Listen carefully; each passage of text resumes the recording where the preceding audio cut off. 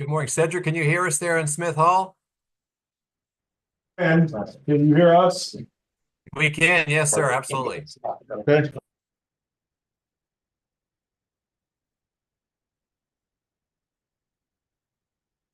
And Bill White, I don't know if you have a better read on who's joined and who we expect, and maybe I just ask you just to do a double check on who we've got and who we're waiting for.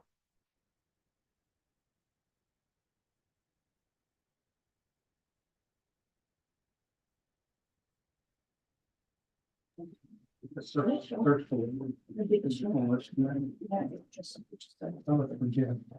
give it another minute or two. There are still a few that haven't joined. Okay, sounds good. Just making sure that you all see the slide you have is for the executive committee meeting. Oh yeah, that's right. Good catch.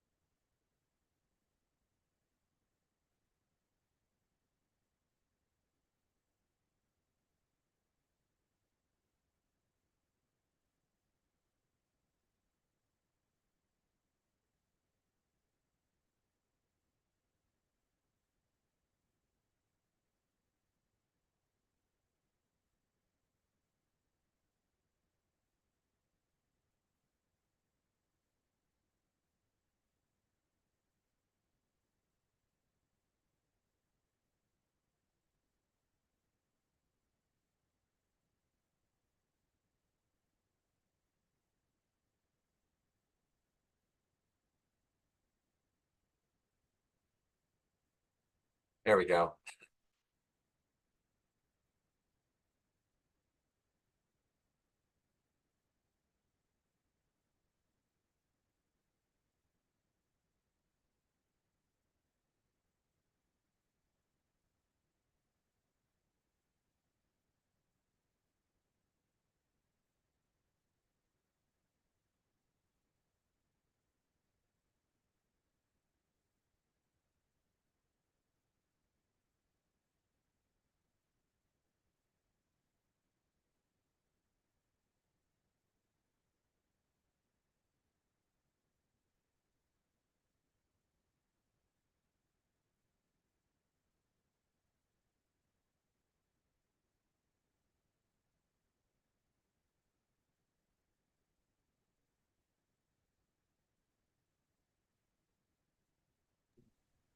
If you're watching, why don't we go ahead and get started?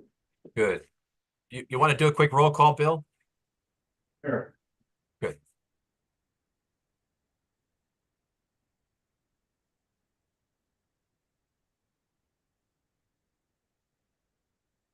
Okay, Mr. Adams, Mr. Edgar, Here. Mr. Fain, Here. Mr. Garcia, Mr. Gottwald, Here. Mr. Inman, Here. Mr. Johnson, Here. Mr. Joustra. Here. Miss Lord said she was going to be late. Mr. Marsh, Here. Admiral McKnight, Here. Miss Mobbs. Here. Miss Phillips, Here. Miss Cobb, Here. Mr. Williams, Here. and Mr. Watson. Yeah, good morning. And I'm here. And good morning, everybody. I'll Mr. McKnight is here. oh, there he is. Major General Ring's here as well. Oh, yes, sir.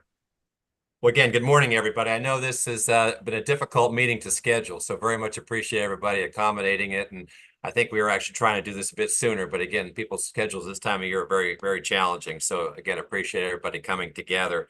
Just a couple quick introductory comments before I pass things over to the superintendent. First off, just so you're aware, the executive committee met yesterday and had a preview mostly of the items that are contained in our closed session. So we did not go through some of the items we'll talk about in open session, but we did meet, and it was a good meeting.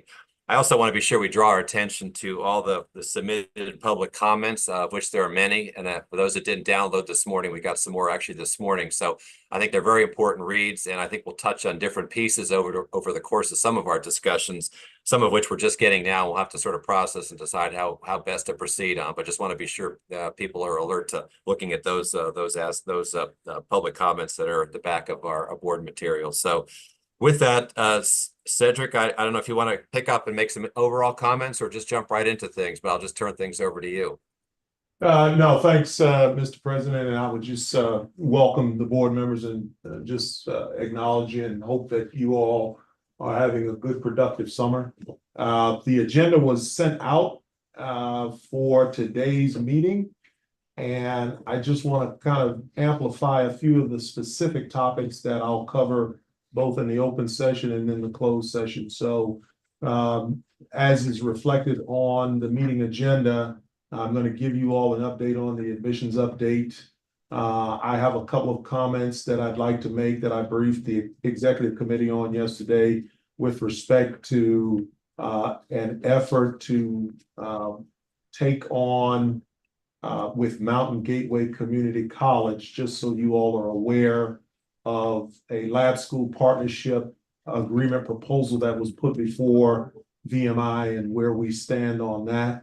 I have some comments in the form of just some facts surrounding the ongoing discussion of VMSDEP in response to some of the comments that were submitted for the board members to consider.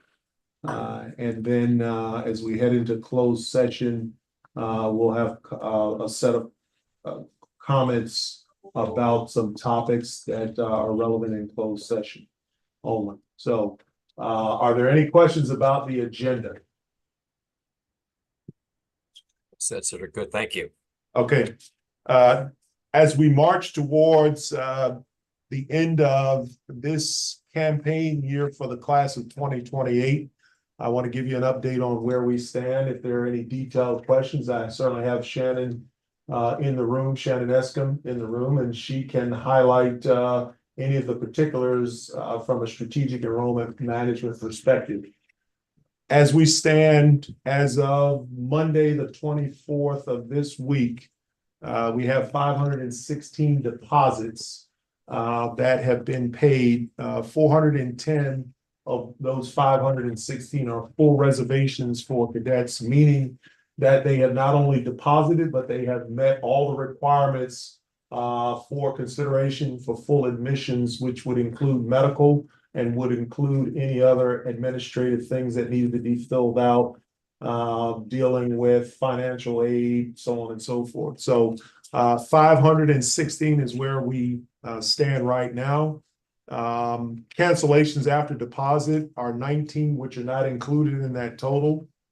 And there are still, by the admissions staff, they are tracking 9 to 12 additional athletes who are pending deposit, as well as 12 applicants who were appointed off of our wait list that still need to make deposits.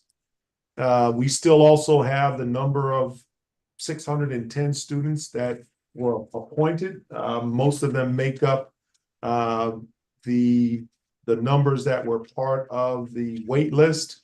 And once we know and once we get to our final numbers, obviously those numbers will fall off based on whatever our final count is. As far as the academic performance and academic preparation, among the appointed group of students, the GPA still looks extremely good. 3.729 is the average high school GPA. And then the unweighted GPA is about a 3.4. Average SAT scores are looking very good for those who took the SATs, and the percentage that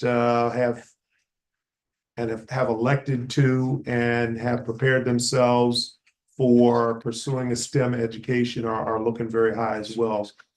We expect or anticipate, based on their application, about 44% of the students will be pursuing liberal arts degrees and about 30% engineering degrees, and then the balance 26% in other STEM majors. And of that number, the percentage that have already taken calculus is about 29% of that student pool of applicants. And then among the STEM students, 37% of them have taken calculus. So we are on track to deliver 495 plus, 495 being the goal for matriculation. We still, again, have to get through the summer and the anticipated summer melt. But we're on track to meet or exceed the goal of 495 for this academic year. Shannon, is there anything that you want to add? No, sir, that was great. Okay. Any questions from the board about where we stand with respect to admissions?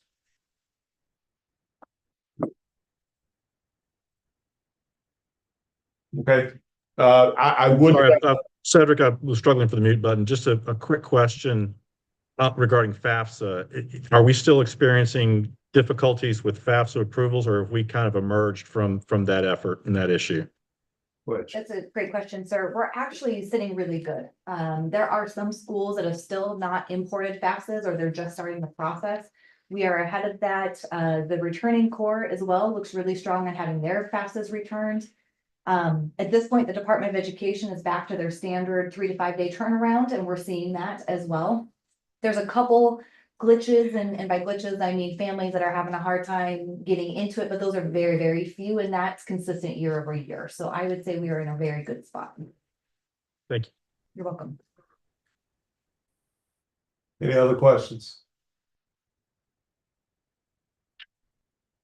As we get towards the end of a march towards August 17th, certainly we'll know for sure exactly what our numbers are going to be. But I do want to commend Shannon and Joe and the entire team for just all the good work that they put in to this campaign. And, you know, no good effort goes unrewarded. So it's just about as soon as they finish this campaign and close it out, they'll be gearing up for the next campaign for the class of 29. But my hat's off to the entire team for all the hard work that they've been doing.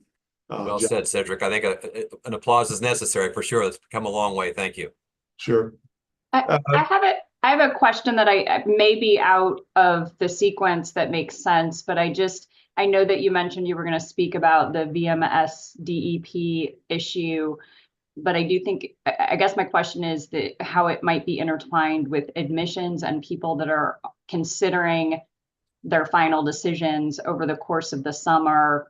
Are there cadets affected by that issue that have been, or prospective cadets that have been offered a spot where that could make a difference? Have we heard anything like that? No, I will tell you what we hear in our office is when they're calling in and asking about the status and, hey, am I not going to be eligible? If they meet the requirements and they're eligible, they're still eligible. It's just the pot of money that it's being funded from. So the intent is that they're still going to get the same amount they would have. It just might be a combination of the state funding and maybe federal Pell Grant. But it's the same dollar amount that they're still going to qualify for.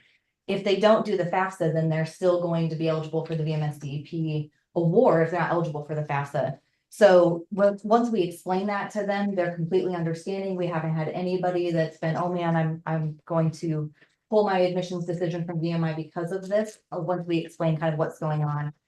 And then also remember that those who have made a commitment to VMI prior to May 15th are grandfathered in. And so we have very few that are still, you know, kind of after that decision. Once they've made their deposit, even they're considered to have been grandfathered in. So these last little bit that are coming in, we're still trying to work to figure out if they're ones that are going to be applying for or eligible for VMSDEP. But the questions, once we explain what the changes mean to them, they have not caused a deterrent towards admissions. And I am not steeped in the mechanics of how these pieces operate, but so is it possible that there are people that haven't already started filling out on the FAFSA side and now you're just directing them to do that as well? Or was everybody already doing all of the steps they needed to be able to be eligible? Everyone already does the steps that they're supposed to be. So we always require the best we can them to complete the FAFSA, whether they're looking for VMSDEP funding or not. That's how we determine the need for anyone who's coming in seeking scholarships. So that process hasn't changed. It's just now when they call in and say, I'm gonna be looking for VMSDEP. We ask, have you done the FAFSA? And if it's a no, then we say, okay, go ahead and do that. And then we'll go through the process with you at that point. So nothing has really changed in our office. We've always encouraged them to do that first.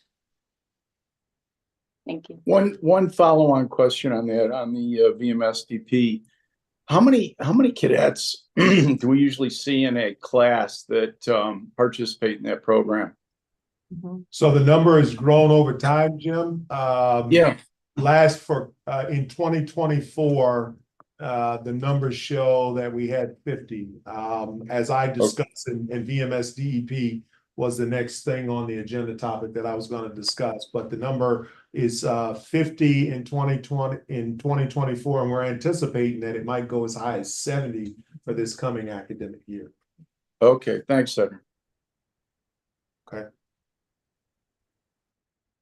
So actually, I was going to just kind of talk a little bit about VMSDEP since there were a number of different correspondences coming in from folks to the board.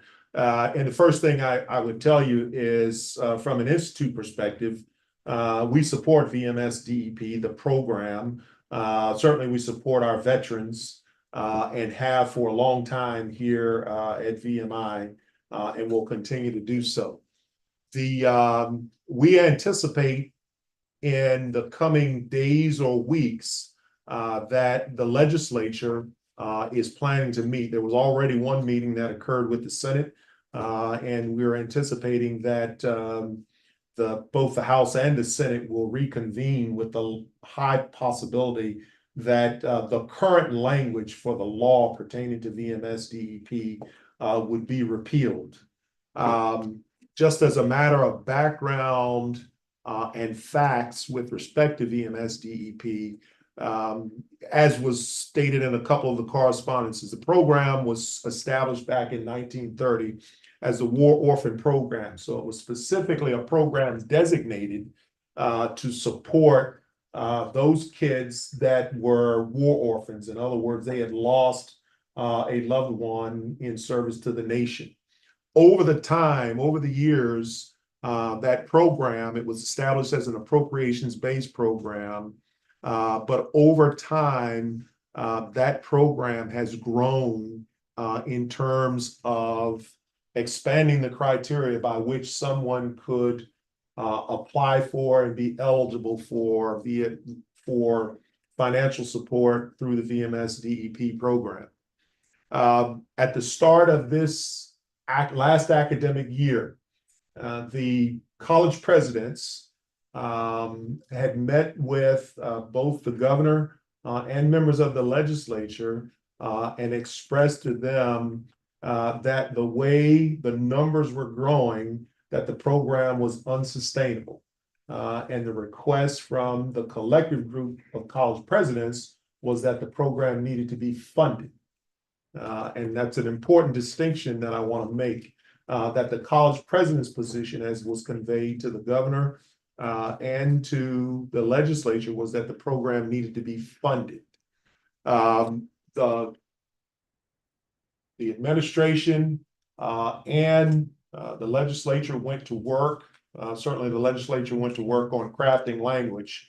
And I think, as I understand it, the language that came out partially funded up to about 20 million. 20 million each year, the biennium, so a total of 40, 20 this year, 20 next year. Okay, so a total of 40 million over the next 2 years to partially fund the program.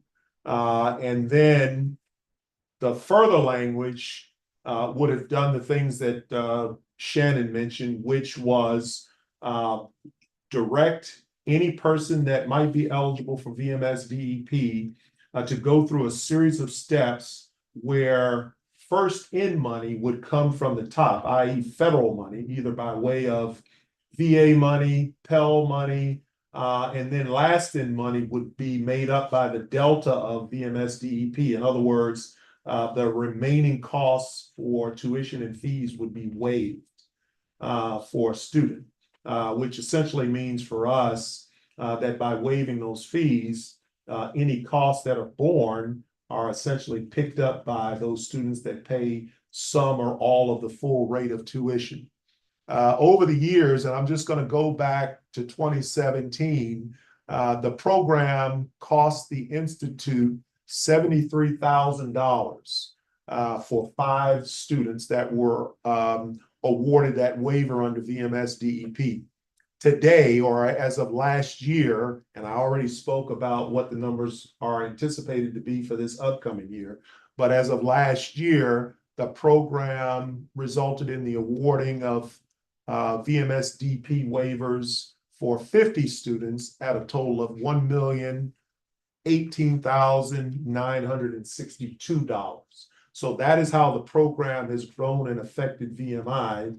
And again, it points to a program that we are seeing that will continue to grow, and the request to the administration and the governor, which was to fund the program.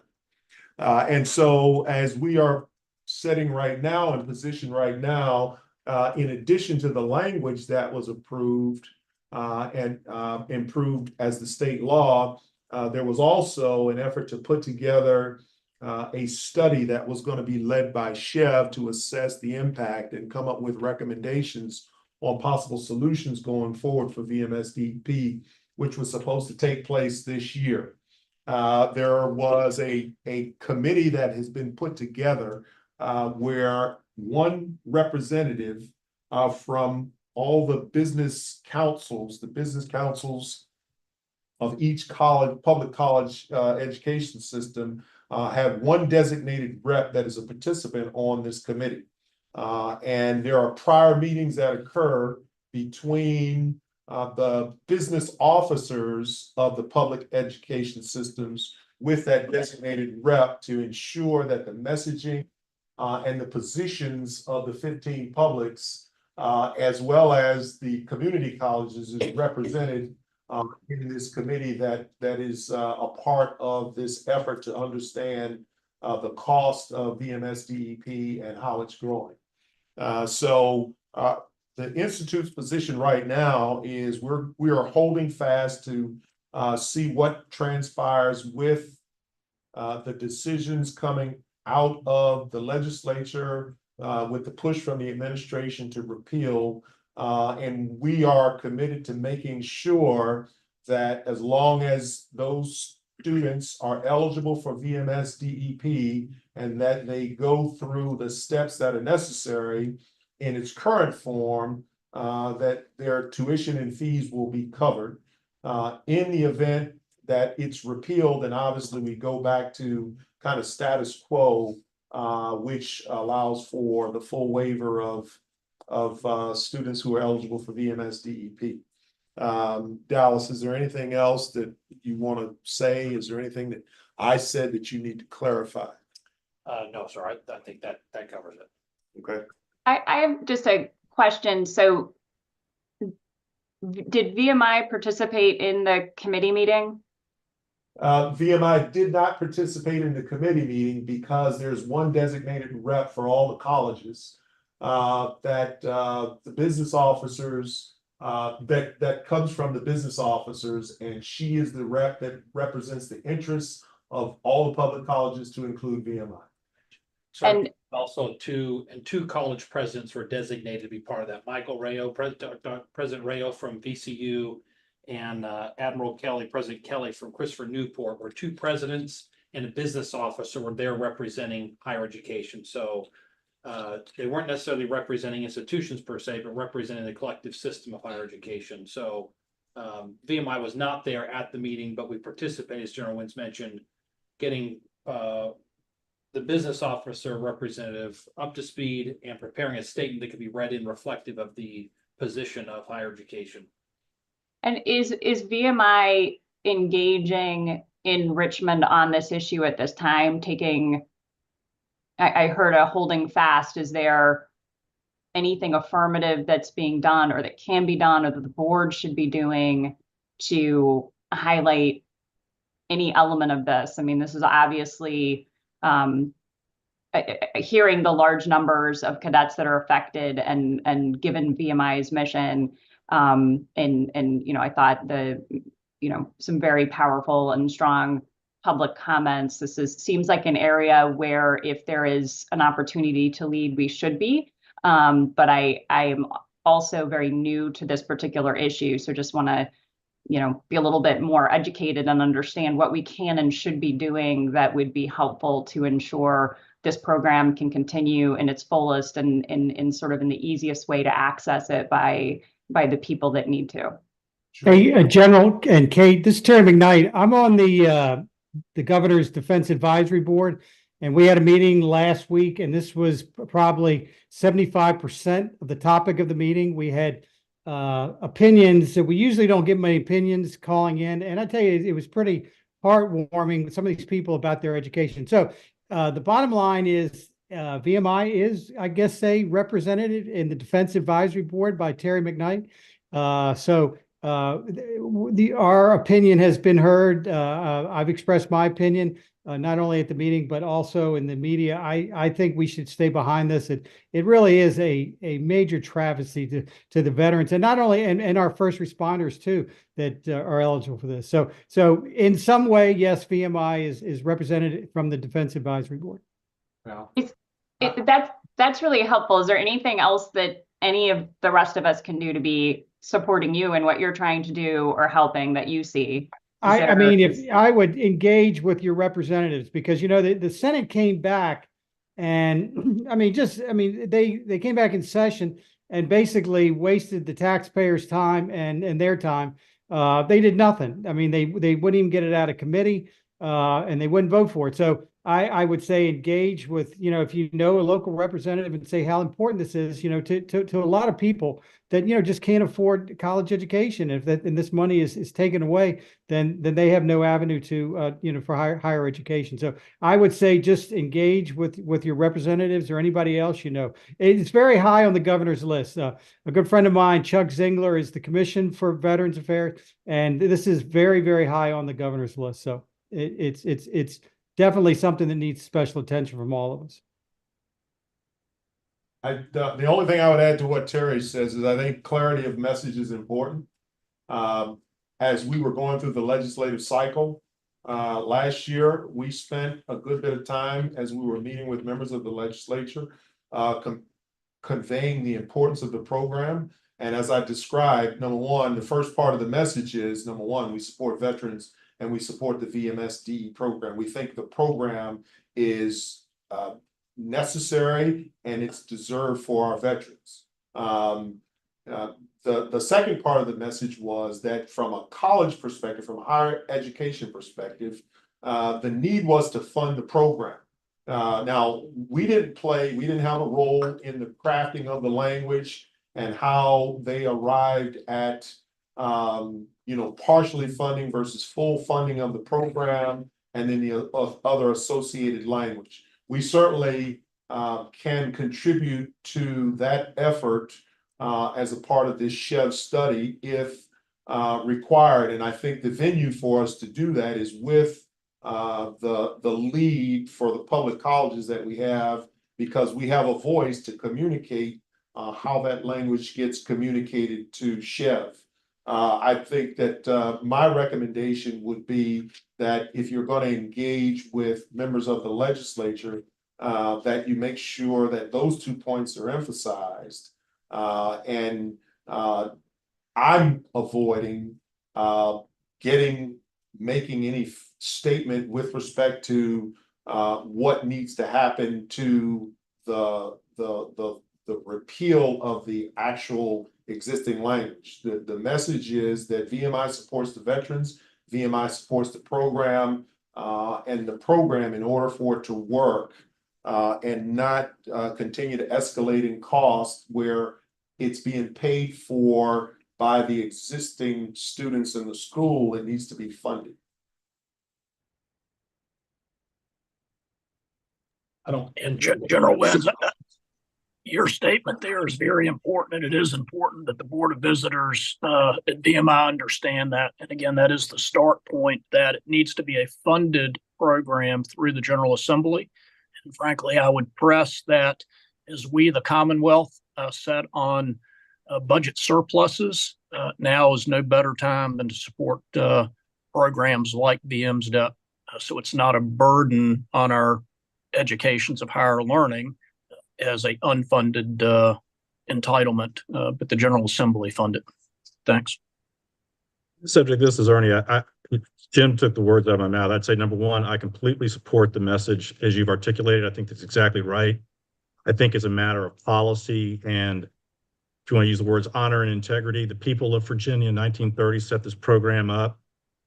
It's evolved, as you indicated, but the people through their legislature need to get back to the roots of how this was developed, and that's how it works. I mean, as we sit here now, it's the families of tuition-paying cadets who are bearing this burden, not the Commonwealth and not the people of Virginia. That's where the bill needs to be paid.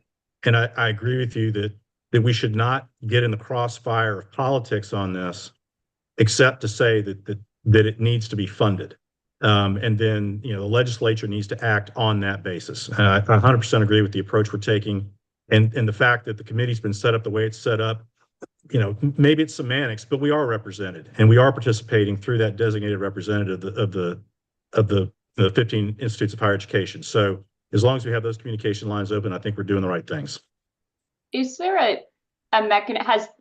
Has the board previously weighed in a sort of concerted voice itself and spoken and presented on this issue, or sent a letter to the appropriate places, or issued a release of some sort? I don't know whether that's something we've done in the past or that's something that would be helpful here, just to give another clear message, and particularly at this time where it sounds like it's getting hammered out and it could be very useful. But the voice of VMI has to be so powerful in this space that I don't want us to squander an opportunity to push this message if we can.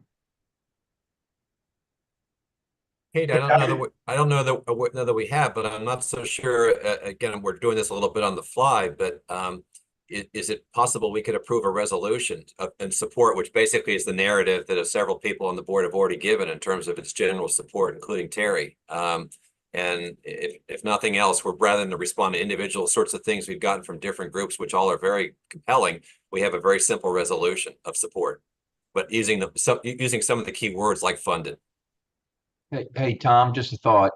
I wish Colonel Parker were in the room. Should we consult with Colonel Parker on this? Given, I think Ernie's very good comments about getting in the crossfire of politics. But right. I understand and agree that it would be a powerful message coming from VMI, but it is getting squarely into politics. And I think Colonel Parker could give us some good advice about that. Good caution, Hugh. Is Kim on the line, Kim Parker? Sir, she's participating in streaming. I've got a direct connect with her. Okay, all right. She's participating, and to Mr. Fain, she's actively involved in these discussions with General Wins on the topic, and with Shannon, the team, for the last several months, been working this topic. So, I mean, here's a suggestion. Maybe Tom could just draft a letter to the head of the Veterans Committee, Commissioner of Veterans Committee, Chuck Ziegler. I can give you all the information. Just say, here with the VMI Board of Visitors supports, the program as it should be funded. Yeah. I don't know. That's just a suggestion.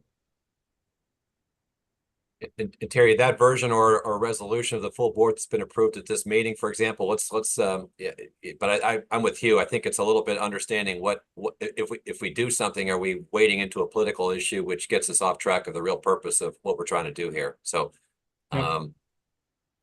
there's a couple avenues if we choose to do more, and obviously there's a strong interest, as there should be, about how this program evolves, and it's so critical, and as everyone has said, is so consistent with our mission and purpose. Cedric, how do we best take this and see which avenue, if any, to pursue? Because I think you're hearing from the board a strong interest in this, and a recognition that we as VMI probably should be as visible as we sensibly can be on this. And obviously we've got Terry sitting at the table, but are there other things we could be doing in addition to what Kim in Dallas do on a regular basis? Sure.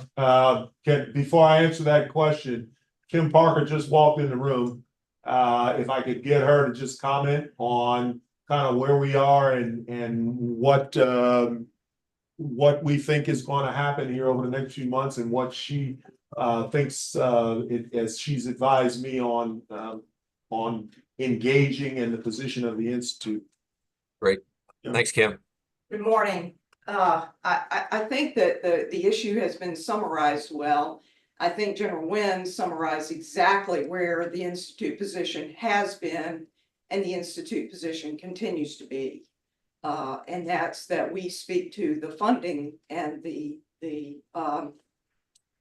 burden that it is, but also that we are in complete support of the program. So I think that I think we're where we need to be. I'm not sure. I think it's the board's decision as to whether or not you do a resolution, but we've been speaking to it, and I think the proper channels are in place. Maybe Kim, the way to ask the question is anything that we would do as a board harm your ability to continue to, navigate what the process is that you see out there that's needed to get to the desired outcome?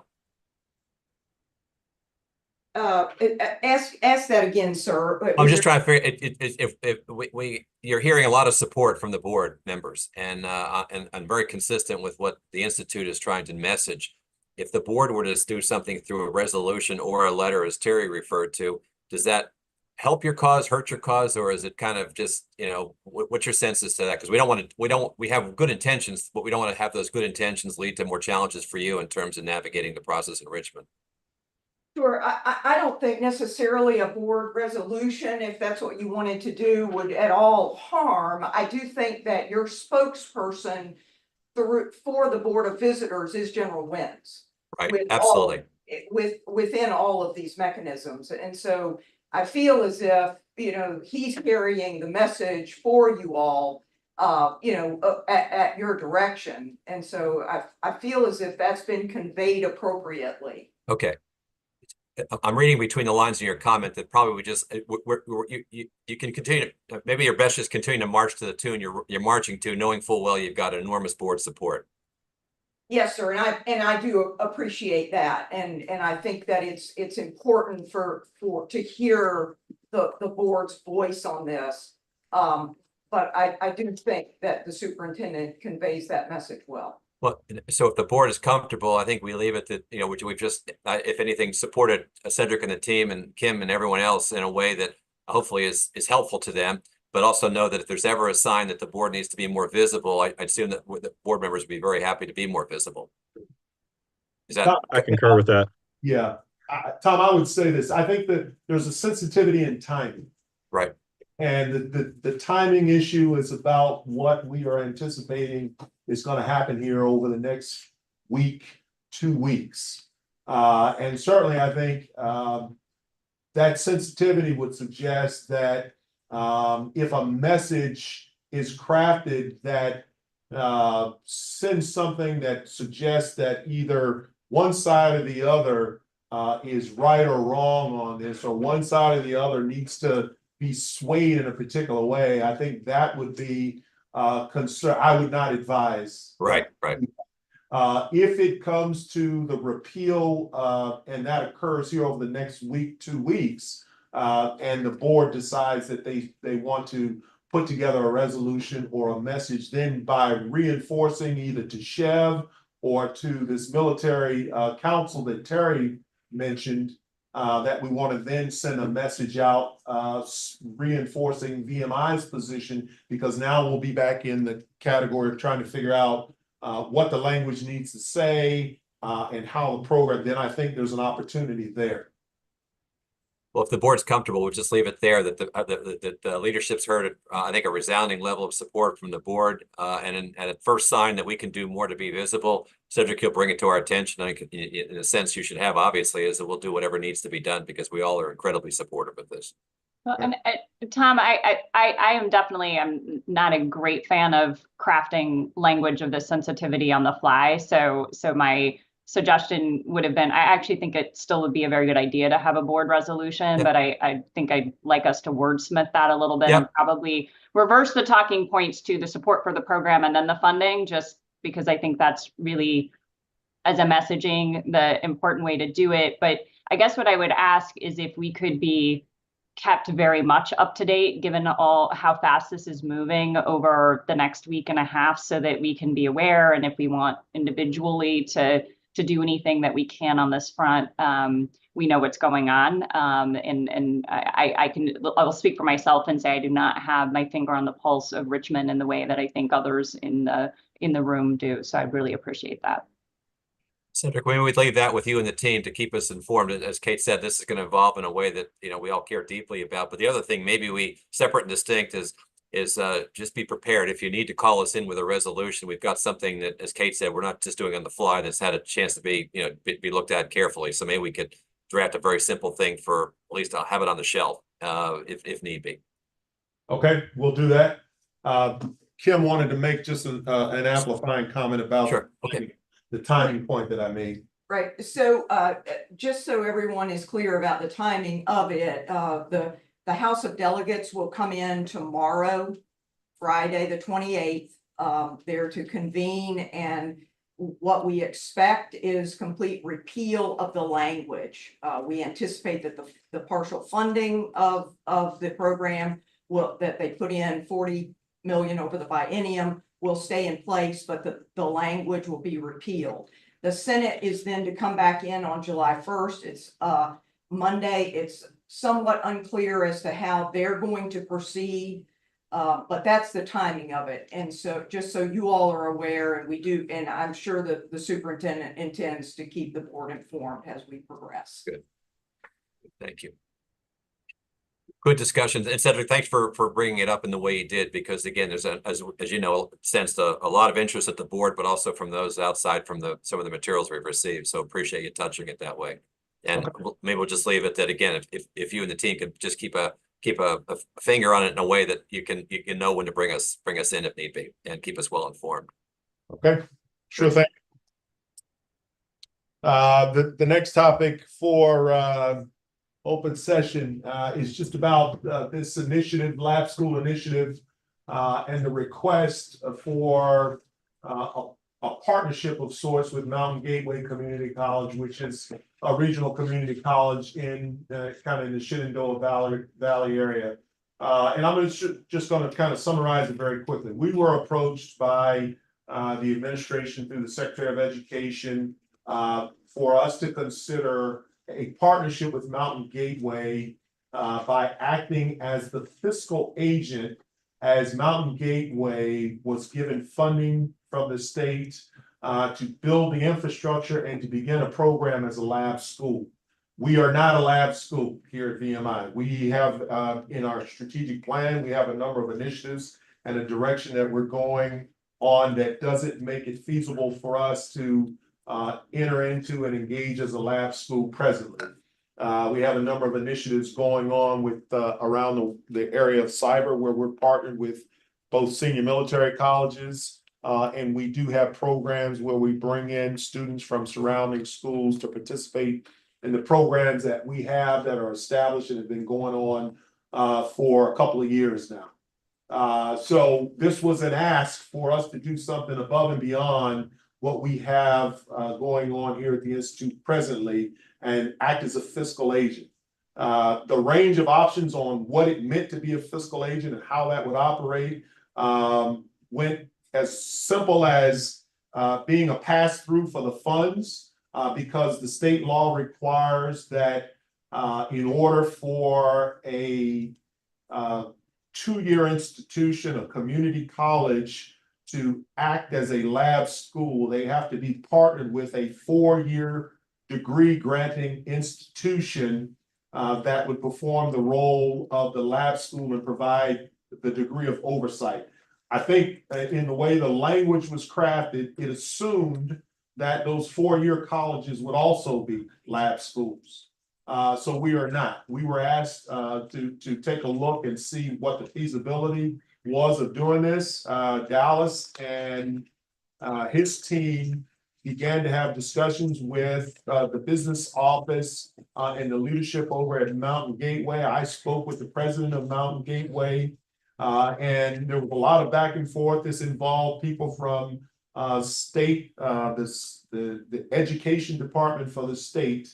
And when it came down to it, after looking at some of the constraints and limitations of how the role of fiscal agent would be defined, where we felt it needed to be more robust to ensure that compliance, auditability, contracting, procurement, all those things would be covered. We decided to decline the offer to be a lab school fiscal agent for Mountain Gateway College. But as we made that declination, it was with the full understanding that there were other options for Mountain Gateway to exercise by working with and through another four-year institution that does have a lab school arrangement. And so I went back to the Secretary of Education, made sure she understood that we had declined for various reasons. Then I also had a discussion with the governor about our decision to decline, and they moved forward.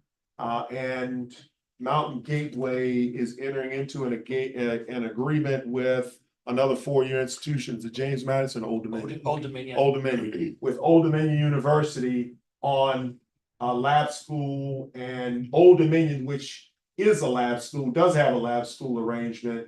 They would take on the role of acting as the fiscal agent for Mountain Gateway Community College. So I just wanted to make sure the board was aware of that because of the discussions that had taken place with Secretary of Education and with the governor. Subject to any questions. Maybe Cedric, I just add too that you were very good about keeping me well informed as this process unfolded, because it took various turns at different points, and so I just want to applaud you for keeping me involved in that process, at least keeping me informed about that process. But I think it ended up in a good place, and the decision not to proceed was all for good reasons and protecting the mission and purpose and focus of the institute. Okay. Any other questions for Cedric on that one? Okay, sir. All right. The next topic is on the status of the Cadet newspaper. Over the course of the academic year, I asked Bob Moreshi to lead an effort to engage with the cadets, the new round of cadet editors on the Cadet newspaper. And Bob has had a series of meetings, roughly about 3 or 4 meetings over the course of the year with the Cadet newspaper editors. There's been communications about what the permit would look like, what their asks would be. And by the end of the academic year, somewhere around early May, we received back from the cadets a previous draft that had been sent out to them of the permit, where they had some markups or some proposed changes. So we didn't get to completion on the permit. Bob intends to resume the conversation with the cadet, the new next year's round of cadet editors, to get to a solution that would allow them to operate under a permit as a club or as an entity that is supportive by the Institute. As I've said throughout, I support a cadet newspaper, a student-run newspaper that is led by and is the voice of the cadet corps here at VMI. And so we've still got some work to do. We're going to continue to work it. There are certain issues that are continuing to be worked, but the intent is to get to something where the cadets have a cadet newspaper that operates as a permit and affords them the rights and privileges of what permits typically do here at VMI for cadets.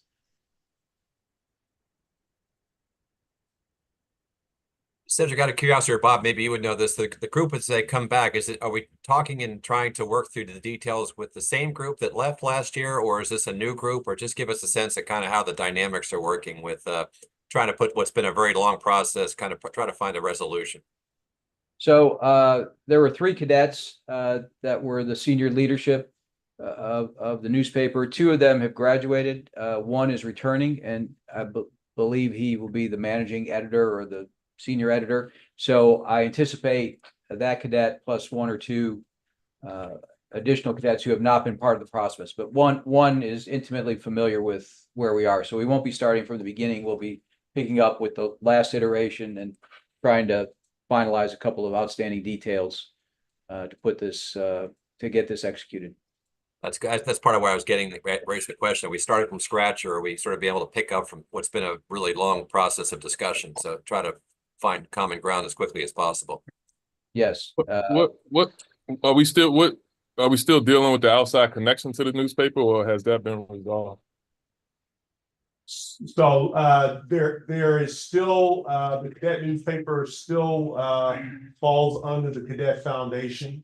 And the part of the discussions, Lester, I think are going to include the role of the Cadet Foundation relative to the cadets and the Cadet newspaper and their independence. So for the future, we anticipate that there's going to be some role for the Cadet Foundation, but again, the details of that is part of what's being discussed and worked through. Rick? Yeah, that's correct, sir. There's the basic permit and their privileges that was fairly straightforward. And we'll have, as it laid out now, we'll have two advisors, one from the commandant staff and one from academics. And just but there's a couple of things related to what the superintendent just said to finalize and just so we're all on the same page when we start when they begin as a cadet organization, as a VMI organization.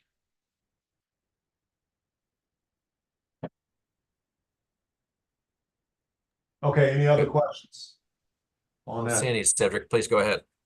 Okay. I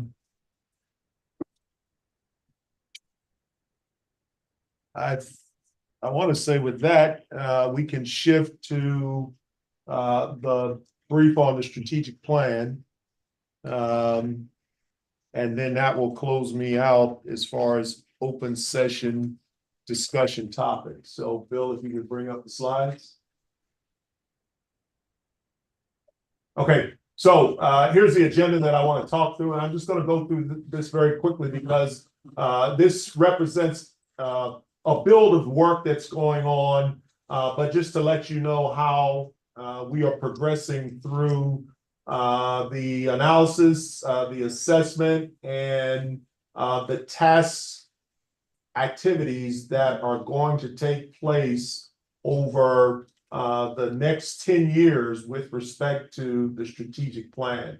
And so a team of stakeholders being led by Mike McCarthy have been meeting on a regular basis to shape out each of those 5 strategic initiatives and the 27 or so objectives to shape what are going to be the key tasks, the essential tasks that are going to be performed as we move through the strategic plan. So we're going to just kind of go back through some things that are contained in the strategic plan so that you all remain familiar with those, and then talk to you a little bit about where we are on task development, what those significant planning actions and milestones are, and then the way ahead for the effort and how we plan to do the rollout here in the fall.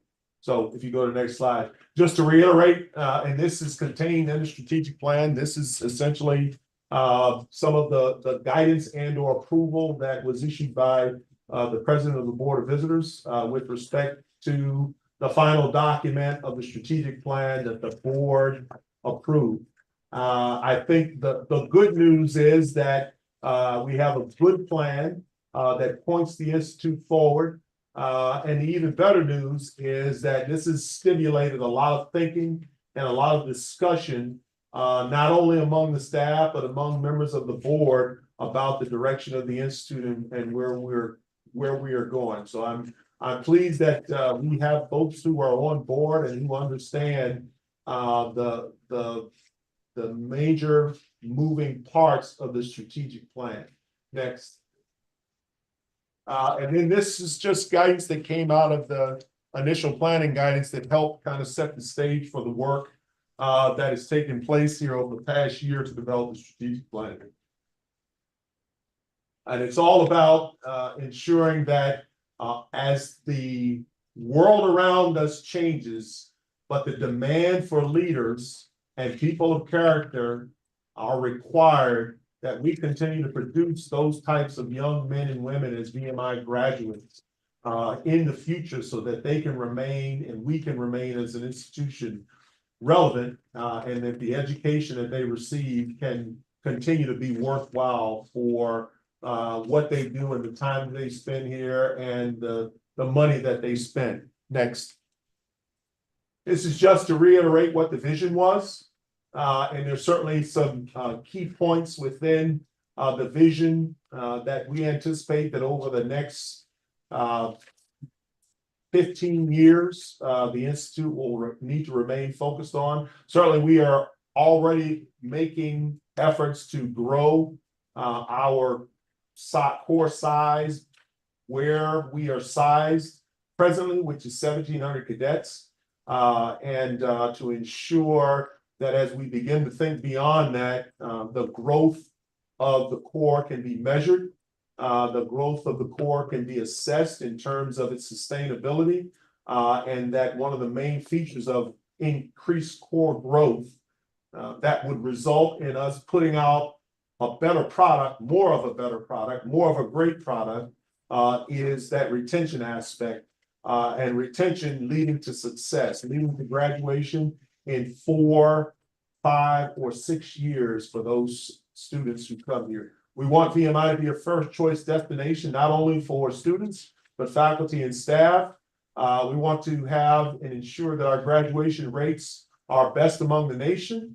And we want to make sure that our leadership model continues to evolve such that we have a strong linkage between the classroom aspects of leadership and the teachings of leadership, along with the areas of cadet life built around a model of leadership development that exists not only in the classroom, in the academic environment, but in the cadet life aspects of things that occur in barracks and in and around the post, and also the leadership that develops as a result of any athletic, physical endeavors that our cadets undertake. And then to teach next generation of leaders, certainly to be able to think critically, act ethically, and work effectively as members of a team, whether they are leading those teams or whether they are contributors to those teams in some kind of way.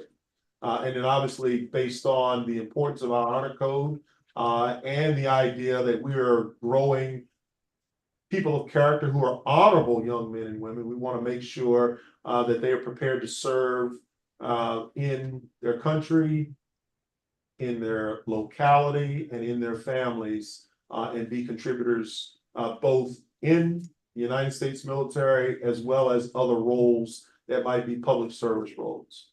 Next. Here's the mission that was approved. And again, this mission is the mission that was longstanding.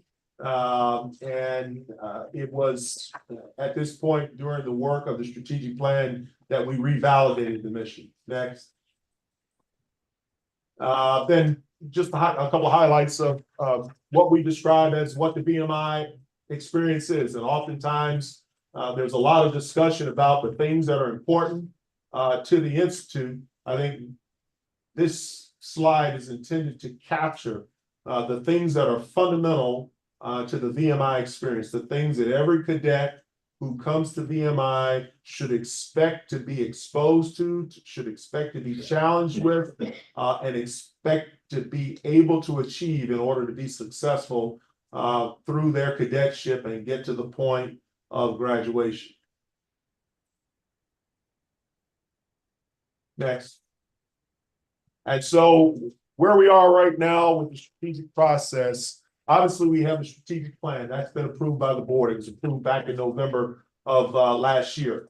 As a result of that approval, you all are all very familiar with the strategic plan being built around 5 strategic initiatives. I'll talk about those in a few seconds. And then contained within the strategic plan are 27 objectives.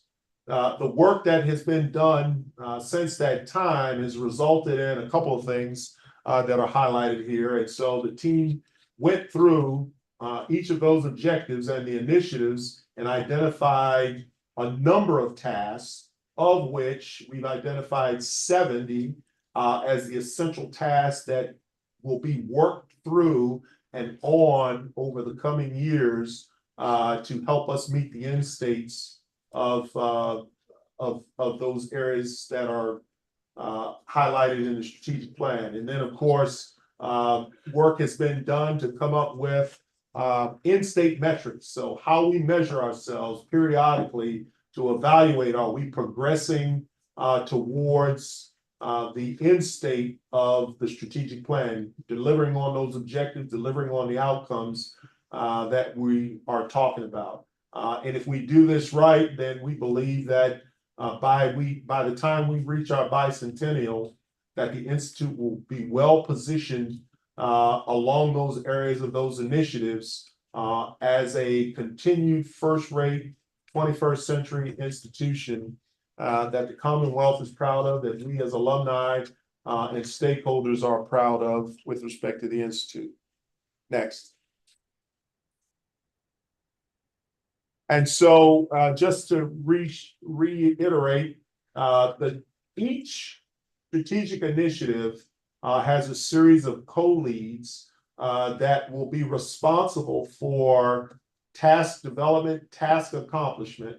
I see this strategic plan and the details associated with task and measurement of end states as a dynamic process. In other words, over the course of time, as we continue to work on these initiatives, we're going to evaluate the value of each. We're going to evaluate progress towards each, and there may be some prioritization or reprioritization of things as we learn more about what resources are required, what's the feasibility of doing some of these things. But that's the ongoing work that will continue to go. So my point of all that is to just simply say that this will be a dynamic process as we engage in the work of executing the strategic plan. The next chart is simply a reflection of those 5 initiatives. This gives it kind of a little different look than what was originally in the strategic plan. The reason is to simply display better that each and every one of these initiatives are inextricably linked to one another.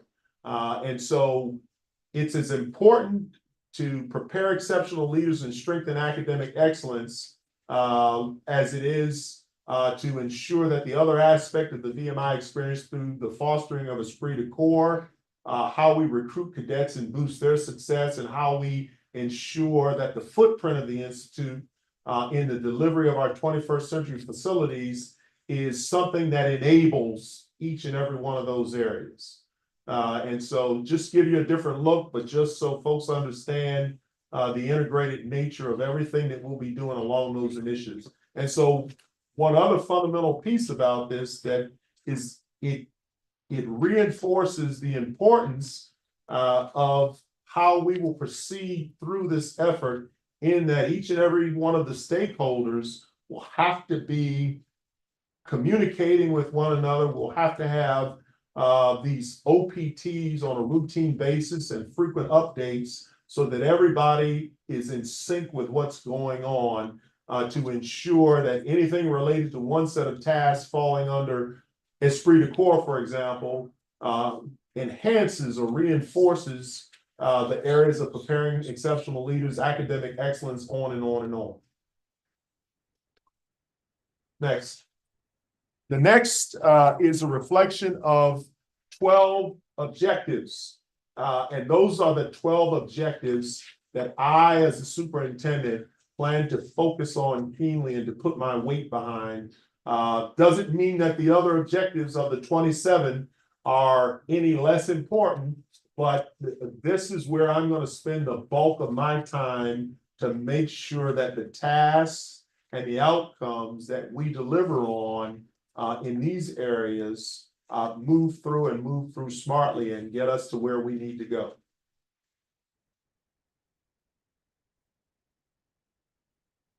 And so under prepare exceptional leaders, you see the objectives and you see a breakout of the associated tasks and the metrics that the teams have come up with on how we're going to measure ourselves, measure performance, measure effectiveness over the coming months.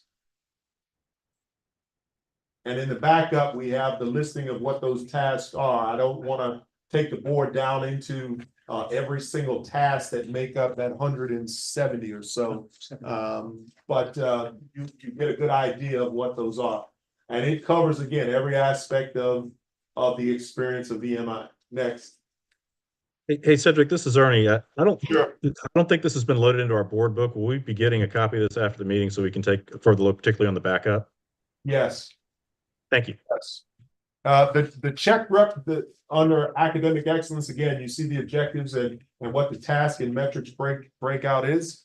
The checks in the box represent what we know or what we anticipate in terms of the requirement for resources in the future. And so there's more detailed work that's going to have to be done to refine that area, because as we begin to work with the agencies and we begin to come up with what the campaign number is going to be, it ought to be tied to these areas and how we defined and articulated what resources are going to be required for making these objectives a reality.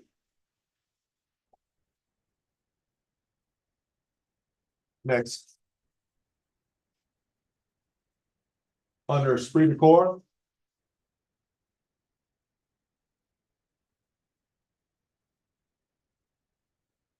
Next. Recruit top cadets and faculty.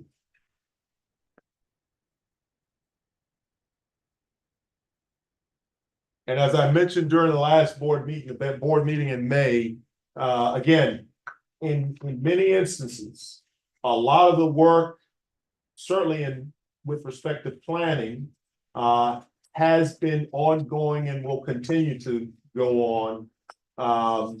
This is just the method or the methodology by which we will continue to watch, assess, and hold ourselves accountable to ensure that we're delivering on the end states, and those are the ones that are contained in the strategic plan. Next.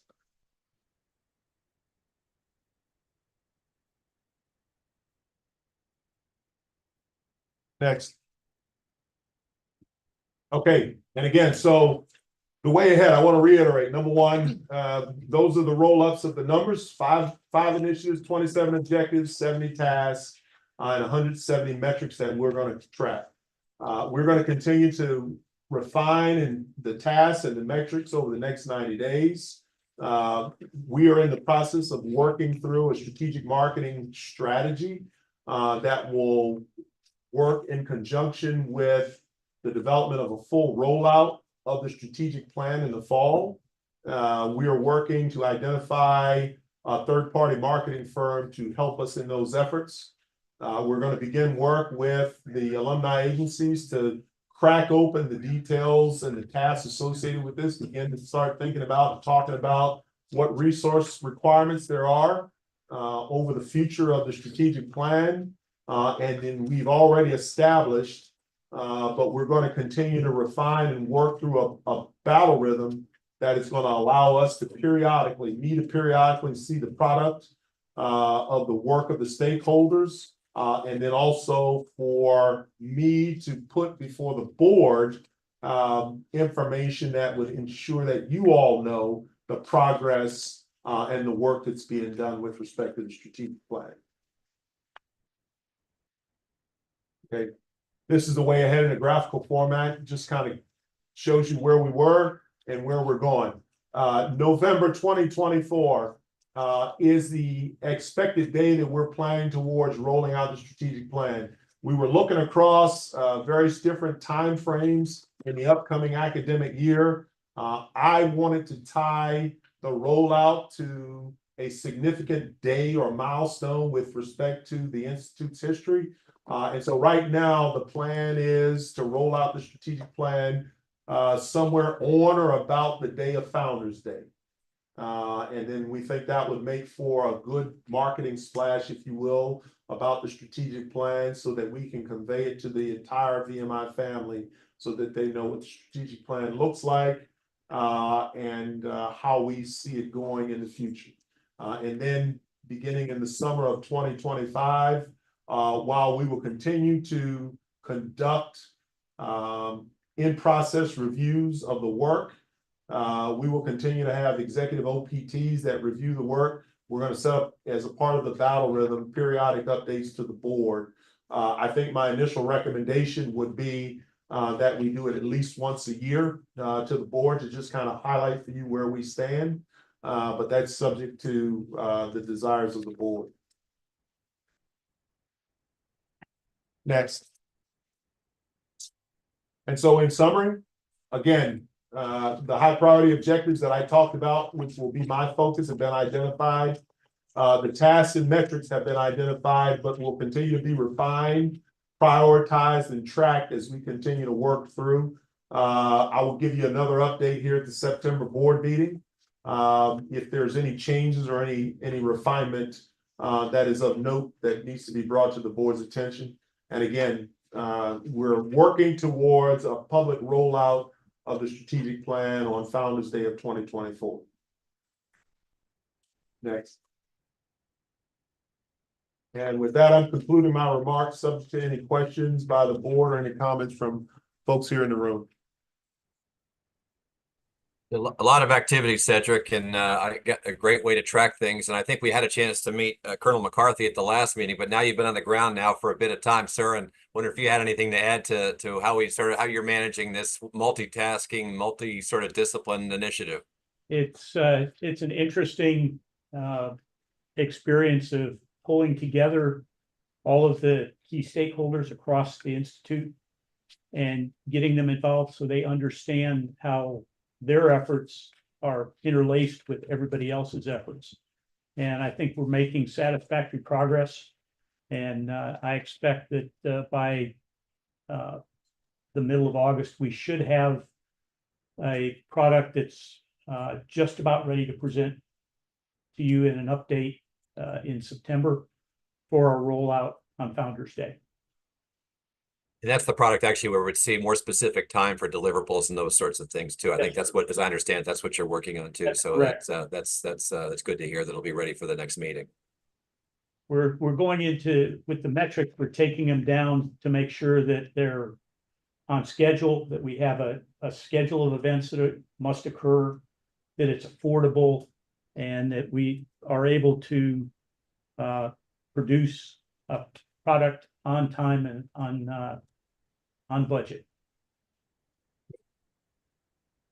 Actually, see in the chat side, I don't know if you can see it from your side, Cedric, a question about our faculty and having the retirements and so forth, and it kind of relates to the strategic plan. Do we have the resources and all the different pockets to sort of do what needs to be done? It's always a resource question, but I think specifically there was a chat question from one of our directors about faculty and you know, with retirements, are we able to backfill and be in a spot where you feel good about things?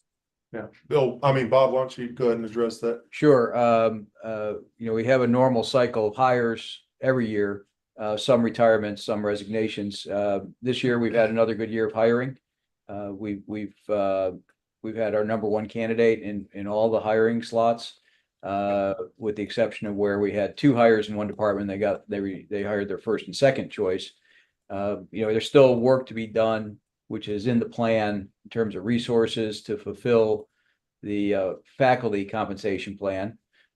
But you know, at the time being, we've made enough strides in compensation that we're competitive in that regard. And so that plus the academic structure of small class sizes and other resources for faculty development, we remain very competitive. And on the broader basis, it sounds like, again, you all have the resources needed to fulfill not just the daily operations, but the planning process, which can be a big resource drain. Sounds like said. Yeah.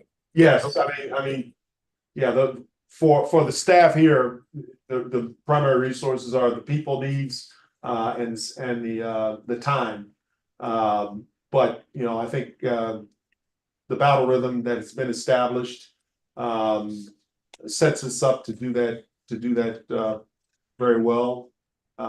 This is honestly, it is hard work, right? To take a plan and go through the various different phases to get to an implementation and an execution, and then to continue to do the refinement and the updates as necessary.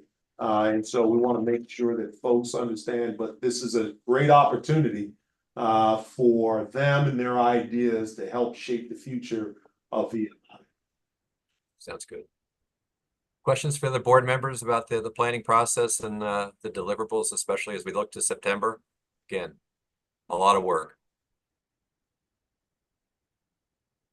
Cedric, I really, go ahead, Jim. I just want to comment. I really like the structure. I mean, I like the way that this is broken down.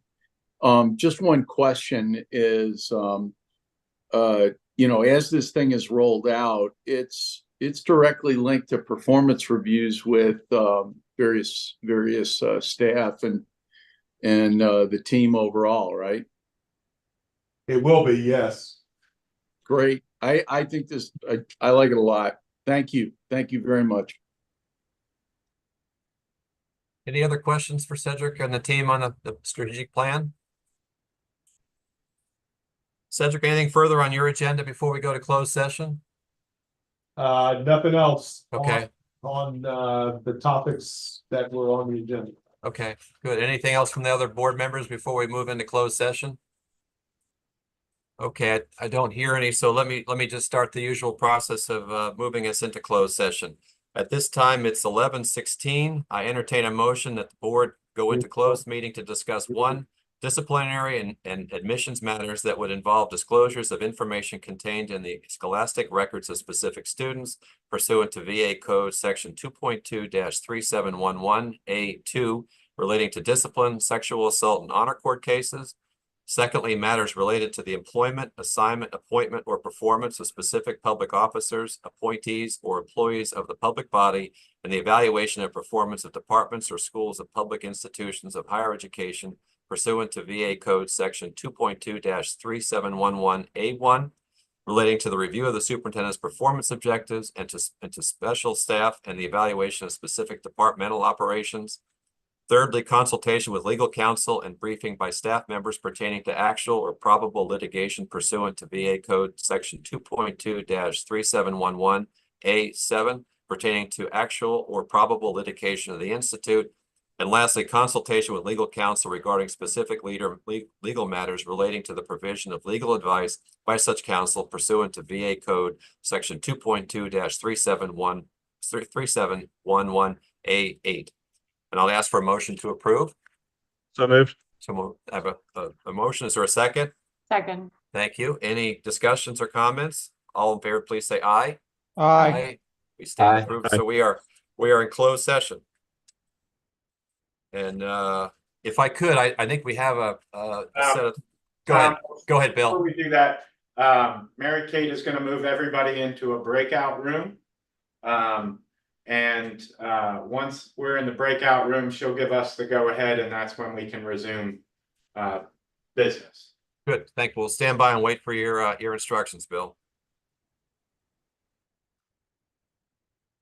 Bill, I see a prompt inviting us to join the closed session. Should we click on that prompt? Yes, you'll need to click on that prompt to get into the closed session, sir. Okay. So everyone should push join.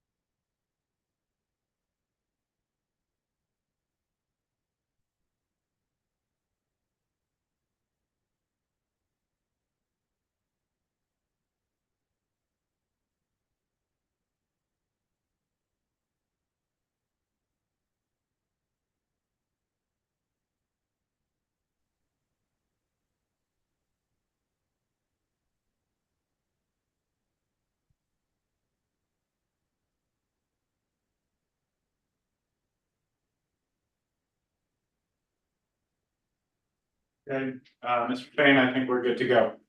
Okay, great. Thank you, Bill. Closed session has ended, and the board is now in open session. The time is now 12:15. During its closed meeting, the board discussed only public business matters lawfully exempted from the open meeting requirements under the Virginia Freedom of Information Act, and only those public business matters identified in the motion convening the board in closed session. I ask for a motion to certify the closed meeting. So moved. Is there a second? Second. All in favor, say aye. Aye. Opposed? Aye. Okay. Now, Bill, would you like to take the roll call? Yes. Mr. Edgar, Aye. Mr. Fain, Aye. Mr. Garcia. Aye. Mr. Inman, Aye. Mr. Johnson, Uh, Mr. Jostra, Mr. Marsh, Admiral McKnight, Aye. Miss Mobbs, Aye.